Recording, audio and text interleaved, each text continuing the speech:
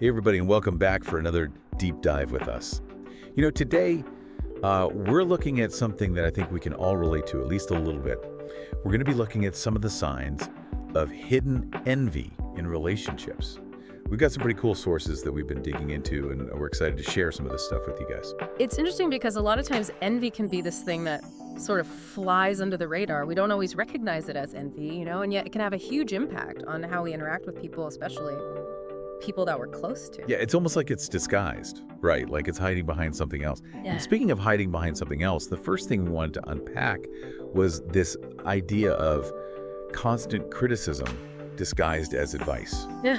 You're really excited, you're learning how to play guitar, and you're showing a friend something you've been working on, and instead of just being stoked for you, they're kind of like, well, maybe you should take some lessons before you subject anyone else to that.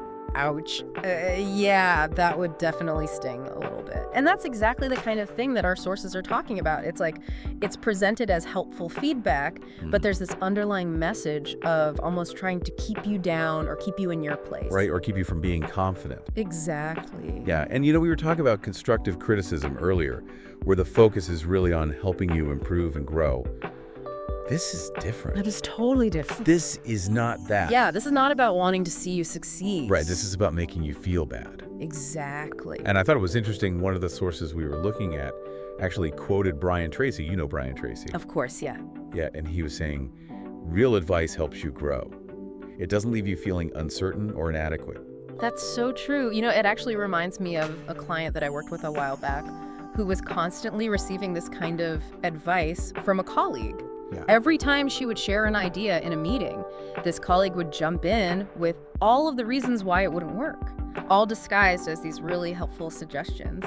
And it got to the point where she started to doubt her own abilities. She just stopped sharing her ideas altogether. Wow, that's just so sad. Yeah, that's heartbreaking. Yeah, I think we've all been in those situations where we've gotten that kind of advice that felt more like a put down. Oh, for sure. Have you ever experienced something like that? It's crazy how much those little comments can really impact us. Yeah, totally. It actually makes me think about this next sign that we were looking at, which is silence when you share good news. One of the sources had this really great anecdote about a woman who was telling her close friend about a big promotion that she just received. And her friend just sat there stone-faced, like no congratulations, no excitement, just this awkward silence. And it turned out that this friend was dealing with some career setbacks of her own, and it was just too painful for her to celebrate somebody else's success at that moment. That is such a good example. And it really highlights how sometimes silence can speak so much louder than words. Oh, for sure. Right, it can be so much more telling. And I was thinking about this. It's almost like, achievements are like these little lights that we get to shine. And some people just can't handle being around that brightness, so they kind of retreat into the shadows. That's such a good way to put it, and it makes me think about how important it is to surround ourselves with people who genuinely want to see us shine, who are happy to bask in our light, so to speak. Yeah, people who want to celebrate with you. Exactly. There's a Buddhist teaching that says that true friends share in our happiness. They don't retreat into silence when we succeed. They stand beside us, and they amplify our joy. And I think it's a good time for us to maybe pause here for a second and think about this. When you think about times you've shared good news, whose silence might have been more revealing than anything they could have said, Yeah. it's really worth reflecting on for a moment. Yeah, absolutely.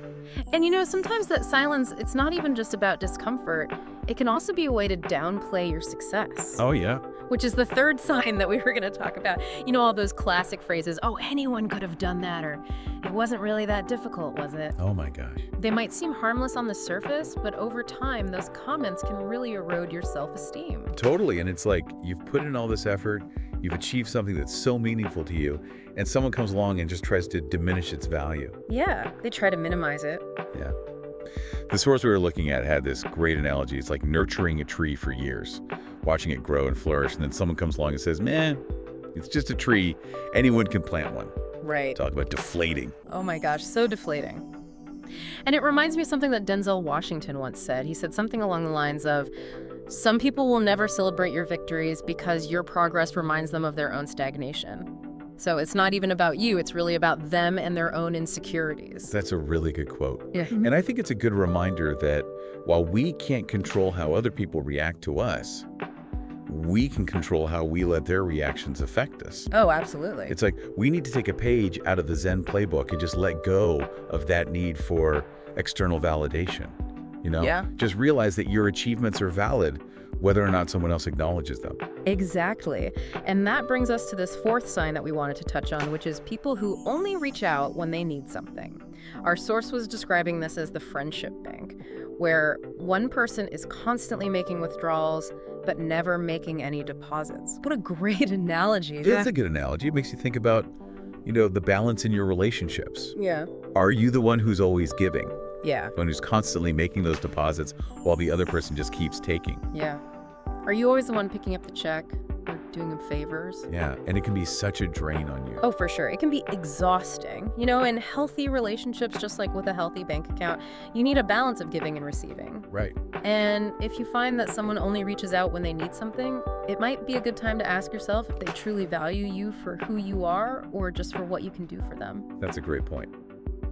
And speaking of things that can be a drain on us, let's talk about this fifth sign. Hidden jealousy masked as jokes.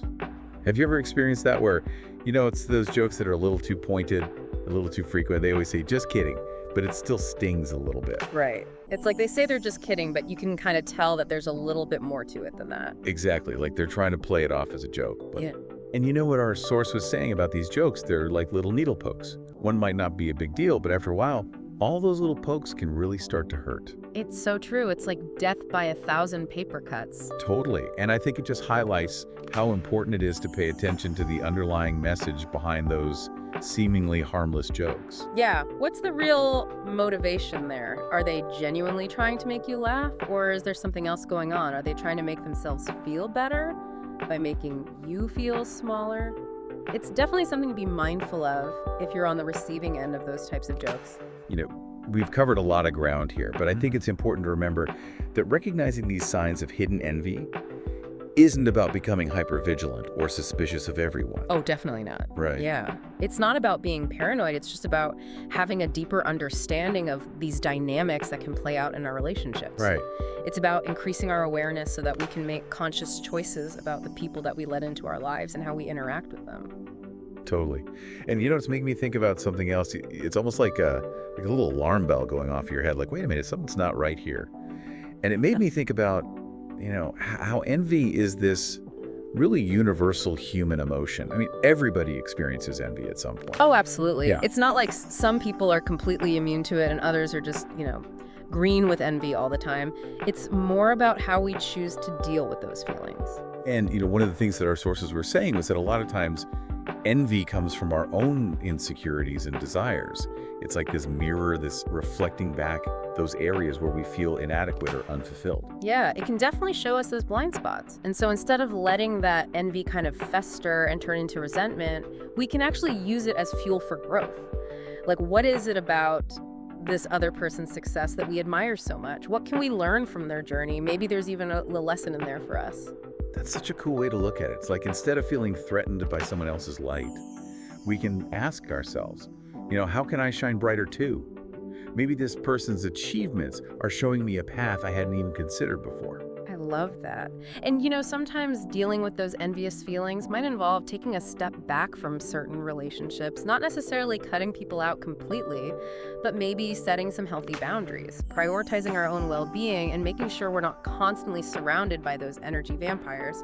Right? Like those friends who just seem to suck the joy out of everything. Like they can't be happy for you unless they're one-upping you or finding some way to make it about them.